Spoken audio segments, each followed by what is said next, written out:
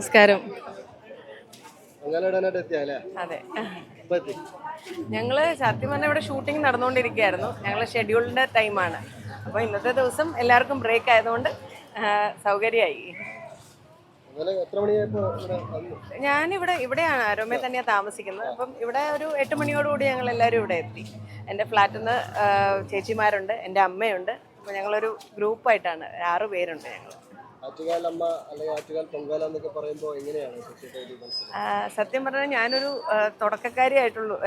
Day care സെന്ററിൽ പോകുന്നത്. അമ്മയുടെ ആറ്റുകാൽ പൊങ്കാല അനുബന്ധിച്ച് ഒരുപാട് പ്രോഗ്രാമുകൾ സ്റ്റേജ് ചെയ്തിട്ടുണ്ട്. ഞാൻ കുറേ വർഷങ്ങൾ അടുപ്പിച്ച് ചെയ്തിട്ടുണ്ട്. പക്ഷേ എന്തുകൊണ്ടോ കഴിഞ്ഞ വർഷമാണ് പൊങ്കാല ഇടാൻ സാധിച്ചത്. അപ്പോൾ അത് ഈ വർഷവും അമ്മയുടെ അനുഗ്രഹം കൊണ്ട് ഇവിടെ എത്താൻ സാധിച്ചു. പൊങ്കാല ഇടുന്നു. ഒരു തീർച്ചയായിട്ടും ഭഗവതിയുടെ അനുഗ്രഹം എന്ന് തന്നെ വിശ്വസിക്കുന്നു.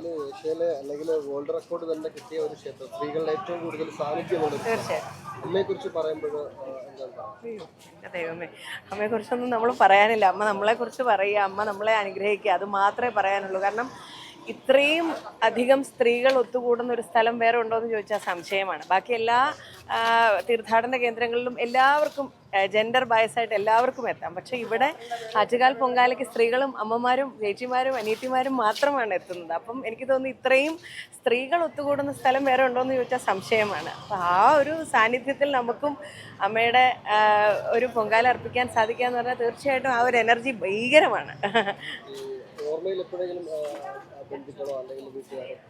തീർച്ചയായിട്ടും എൻ്റെ അമ്മമ്മ അമ്മയുടെ അമ്മ അവർ ട്രിവാൻഡ്രത്ത് തന്നെയായിരുന്നു. അമ്മയ്ക്ക് ഇവിടെ SBTയിലായിരുന്നു വർക്ക് ചെയ്തുകൊണ്ടിരുന്നത്. അപ്പം അമ്മ ഇവിടെ ട്രാൻസ്ഫർ ആയ സമയത്ത് അമ്മയും എല്ലാ വർഷവും അമ്മമ്മയുടെ കൂടെ ഇടുമായിരുന്നു, പൊങ്കാലിടുമായിരുന്നു. പക്ഷെ ഇപ്പം നമുക്ക് അമ്മമ്മ ഞങ്ങളുടെ കൂടെ ഇല്ല, ഭഗവാന്റെ അടുത്തേക്ക് പോയി. അപ്പം ആ ഒരു എന്താ പറയുക ലെഗസി നമ്മളും കണ്ടിന്യൂ ചെയ്യാമെന്ന് വിചാരിച്ചാണ് ഞാൻ കഴിഞ്ഞ വർഷം ആദ്യമായിട്ട് പൊങ്കാല ഇടുന്നത്.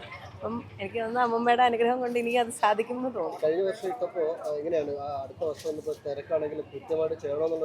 ആഗ്രഹമുണ്ടായിരുന്നു. നമ്മൾ ഇത് പറഞ്ഞ പോലെ ചില കാര്യങ്ങൾ നമ്മൾ പ്രാർത്ഥിക്കുക മാത്രമേ ഉള്ളൂ, അത് നടത്തി തരേണ്ട ഭഗവതി തന്നെയാണ്. അപ്പം പ്രാർത്ഥിച്ചിരുന്നു, എല്ലാവർക്കും ഒന്നിച്ച് വരണം എന്ന് ആഗ്രഹിച്ചിരുന്നു.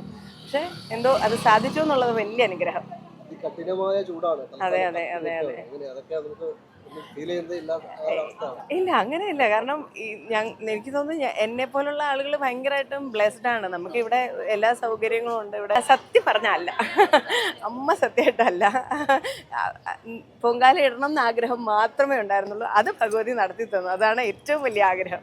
അത് നടത്തി തന്നു എന്നുള്ള സന്തോഷമുണ്ട്. പിന്നെ 30-40 വർഷമായിട്ട് ഒരു വർഷം പോലും എനിക്കൊന്ന് കോവിഡിൻ്റെ സമയത്ത് പോലും സ്വന്തം വീട്ടിൽ പൊങ്കാല ഇട്ട അമ്മമാരും ചേച്ചിമാരും ഒക്കെ നമുക്ക് നമ്മുടെ ഇൻഡസ്ട്രിയിലും ഉണ്ട്, അല്ലാതെയും നമ്മൾ ന്യൂസിലൂടെയും ഒക്കെ കാണാറുണ്ട്. അപ്പോൾ അവരെയൊക്കെ സംബന്ധിച്ചിടത്തോളം തീർച്ചയായിട്ടും അവരുടെ ആഗ്രഹസാഫല്യം എന്ന് പറയുന്നത് തന്നെ ഇവിടെ എത്താൻ പറ്റുക എന്ന് തന്നെയാണ് ഏറ്റവും വലിയൊരു അനുഗ്രഹം എന്ന് പറയുന്നത്. അപ്പോൾ അത് അവർക്ക് സാധിക്കുന്നു. എല്ലാവർക്കും എനിക്ക് തോന്നുന്നു പൊങ്കാല അർപ്പിക്കുന്നവർക്കും അവരുടെ കുടുംബാംഗങ്ങൾക്കും ഇത് കാണുന്നവർക്കും എല്ലാവർക്കും ലോകത്തുള്ള എല്ലാവർക്കും നല്ലത് മാത്രം വരട്ടെ എന്ന് മാത്രം പ്രാർത്ഥിക്കുകയാണ്. അമ്മമാരൊക്കെ ഇതുപോലും ഇല്ലാതെ തലയിൽ തോർത്തും കെട്ടി ഭഗവതിയുടെ നടയിലിരുന്ന് പൊങ്കാല ഇടുന്നുണ്ട്. അപ്പം അതൊക്കെ വെച്ച് നോക്കുമ്പോൾ നമ്മളൊക്കെ നിസ്സാരമാണ്.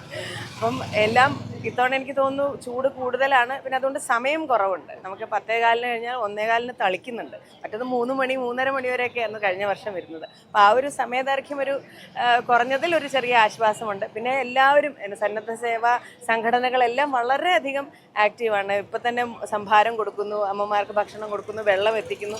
അപ്പോൾ ഇത്രയും എല്ലാ രീതിയിലും അമ്മയുടെ അനുഗ്രഹം ഉള്ളതുകൊണ്ട് വേറെ ഒന്നും സംഭവിക്കില്ല. എല്ലാം ഭംഗിയായി അവസാനിക്കുമെന്ന് പ്രതീക്ഷിക്കുന്നു. ഓരോ തവണ പൊങ്കാല ഇടാൻ എത്തുന്ന